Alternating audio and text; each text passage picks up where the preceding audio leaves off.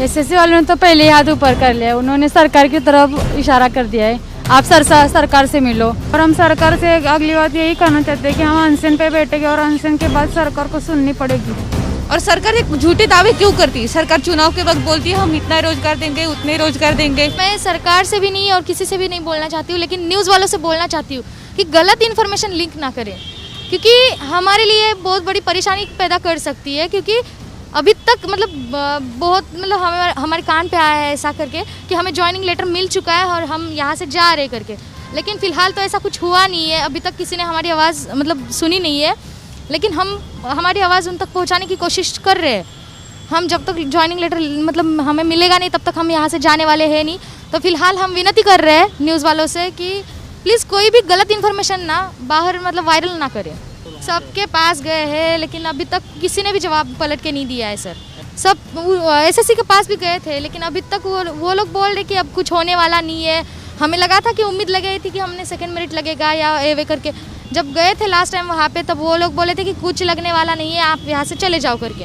अभी तक कुछ आश्वासन दिया नहीं जा रहा है। जब वोट करने का बात आता है, निवडणूक आ जाती है, तब सब आ जाते हैं, ऐसे हाथ फैला के भीख जैसे मांगते ना, ऐसे सब वोट मांगने आ जाते।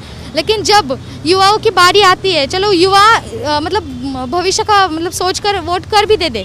अभी इवन सोच लो ना, भाजपा को हमने वोट दे के बहुत बड़ी गलती कर दी है, ऐसा लग रहा है। अभी किसको रोजगार दिया? तो अगर रोजगार बंगाल में दिया जा रहा है तो बंगाल के लड़का लड़की यहाँ पे क्यों आ रहे थे?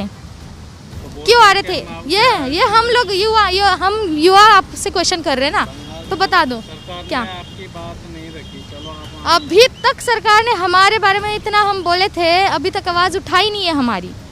इवन संसद में एक बार हमारी आवाज़ उठी थी, उसका बाद फिर से कोई जवाब भी नहीं आया, कुछ बात भी नहीं हुई है, कुछ भी नहीं हुआ है। ये देखो, हम अभी तक प्रोटेस्ट के लिए पैसे जमा कर रहे हैं, इकट्ठा कर रहे हैं सब।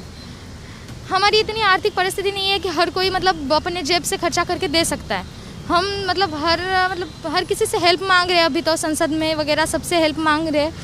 अब हर कोई तो मदद कर सकता है ऐसा तो लग नहीं रहा है, लेकिन उम्मीद तो रखे हैं।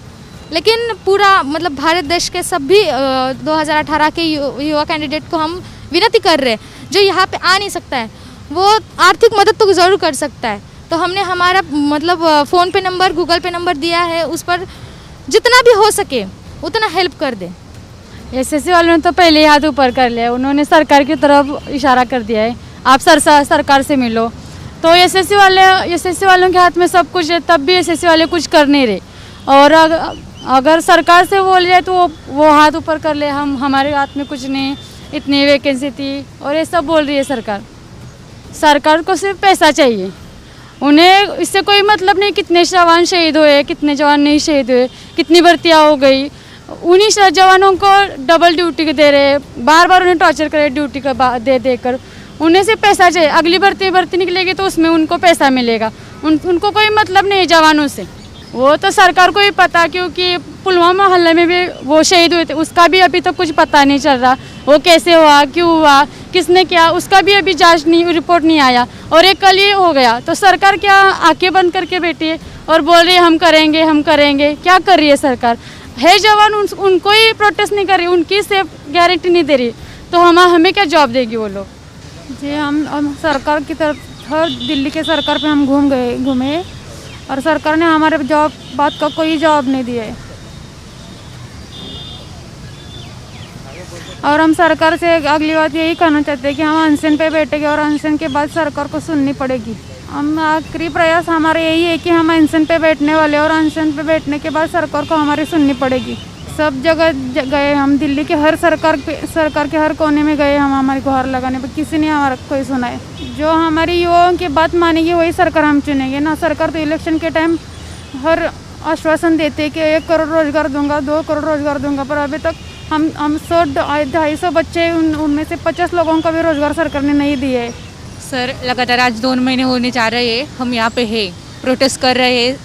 सब मंत्रियों को संसद में, चाहे पीएमओ ऑफिस हो, सीएमओ ऑफिस हो, हमने सभी तरफ निवेदन दे दिया है, लेकिन सरकार से कोई भी हमारा अभी तक रिप्लाई नहीं आया। सरकार से यही कहूँगी, क्यों हमारी सरकार क्यों नहीं सुनती? जब हम ना थोड़ी घर में बैठे हैं और यहाँ पे आए और बोलते हैं कि सरकार हमें जॉब दो, क्योंकि हमने भर्ती की जो प्रोसेस है वो कंप्लीट की है, चाहे रिटर्न एग्ज़ाम हो, फिजिकल हो, मेडिकल, सब टेस्ट पार कर चुके हैं और यहाँ पे आए, तभी हमारी सरकार नहीं सुनती। और सरकार एक झूठे दावे क्यों करती है? सरकार चुनाव के वक्त बोलती है हम इतना रोजगार देंगे, उतने रोजगार देंगे। सरकार ने आगे इससे पहले भी ऐसे झूठे दावे किए, उसे बस चुनाव के जब चुनाव होता है वो तभी ऐसे बोलते हो, चुनाव के बाद कुछ नहीं। जब वो बोल रही ना हम इतने रोजगार देंगे, बंगाल में अब चुनाव चल रहा है, तो बंगाल के लड़के यहाँ पे क्यों है? मैं ये क्वेश्चन सरकार को करना चाहती हूँ कि अब बोल रहे हैं तो वो पूरी तरह से हम सब आगे उसको ही चुनेंगे जो युवाओं की और किसानों की बातें वो सुनेगा, उस सरकार को हम चुनेंगे। सर हम तो हमारा ट्राई तो कर रहे हैं ना, 2 महीने हो गए सर, हम प्रोटेस्ट कर रहे, इधर उधर भटक रहे, ना नीट खाते ना सोते ना कुछ करते, लेकिन हम जो शरीर से थके हुए और हमारी जो पॉजिटिव एनर्जी वो है हमारे पास, हम जब तक घर नहीं जाएंगे तब तक हमारी नहीं सुनेगी और सरकार को सुनना पड़ेगा हमारी बातें। हमारे भी तोड़े और हमारे माँ बाप की तोड़े, तो ऐसे हम जीते जीते मर रहे हैं यहाँ पे, तो अंश पे बैठने पे ही मर जाएंगे, उसमें क्या दिक्कत है? लास्ट में यही अपील करना चाहती हूँ कि सरकार को कि हमारी बातें सुनो और जो भी है मेडिकल फील्ड युवा है उनको ज्वाइनिंग दे दो।